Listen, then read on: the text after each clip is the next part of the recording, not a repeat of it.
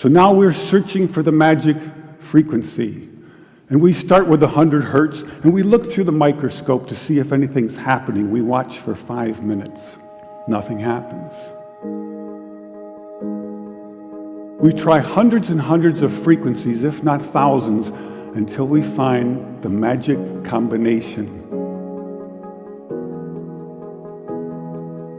Because we believed there just had to be a better way.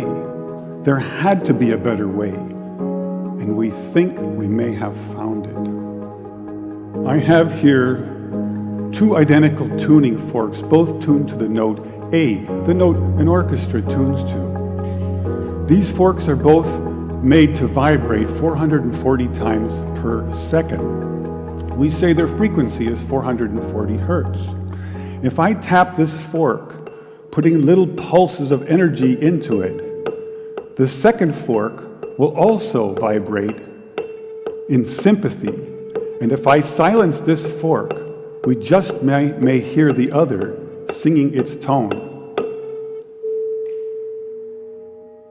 We say that I'm inducing a sympathetic resonant vibration in the second fork. It only works because both forks are tuned to the exact same frequency. Now, many of us have seen this very charming young man on the internet who shatters crystal glasses with his powerful voice. But if you watch him carefully, you'll see that first he taps the glass with his finger and listens. The glass sings its natural resonant pitch. Then he takes a deep breath and sings a loud, long note. He induces a resonant vibration in the crystal glass. The vibration grows larger and larger and larger until the glass is shattered. On the other end of the scale, we have a giant bridge made out of concrete and steel, a suspension bridge, the Tacoma Narrows Bridge. Cars and trucks and buses are going over it every day. And unfortunately, where they built this bridge, there was a steady wind blowing across it. And one day this wind induces a small vibration in the bridge, hardly noticeable.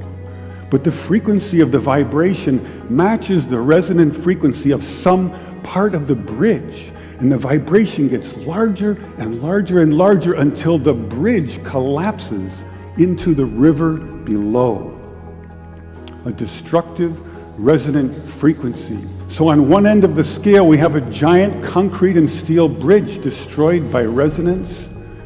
And on the other, we have a small crystal glass shattered. So maybe we could shatter something even smaller, something really small, something you would need a microscope to see.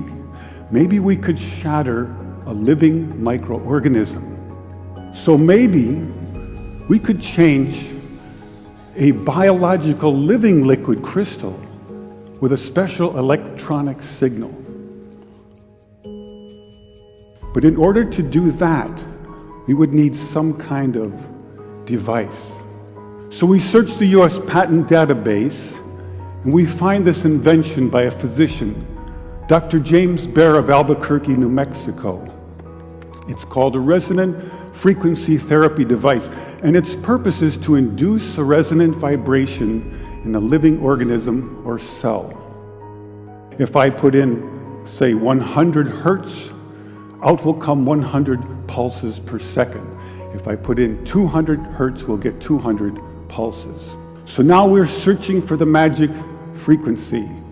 And we start with 100 hertz, and we look through the microscope to see if anything's happening. We watch for 5 minutes. Nothing happens. So we try 101 hertz.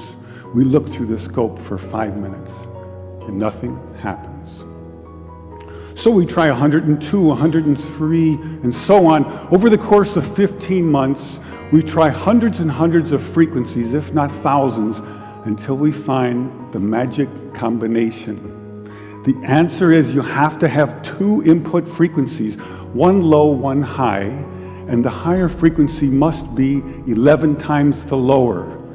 It's what we musicians would call the 11th harmonic. And when we add the 11th harmonic, we begin to shatter microorganisms like a crystal glass.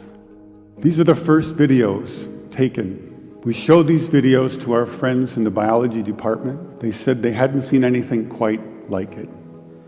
Seems to be a new phenomenon.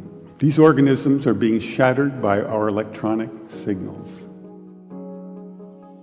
We now know that cancer is vulnerable between the frequencies of 100,000 hertz and 300,000 hertz. So now we attack leukemia cells. Leukemia cell number 1 tries to grow a copy of itself, but the new cell is shattered into dozens of fragments and scattered across the slide. Leukemia cell number 2 then hyperinflates and also dies. Leukemia cell number 3 then tries to make another cancer cell.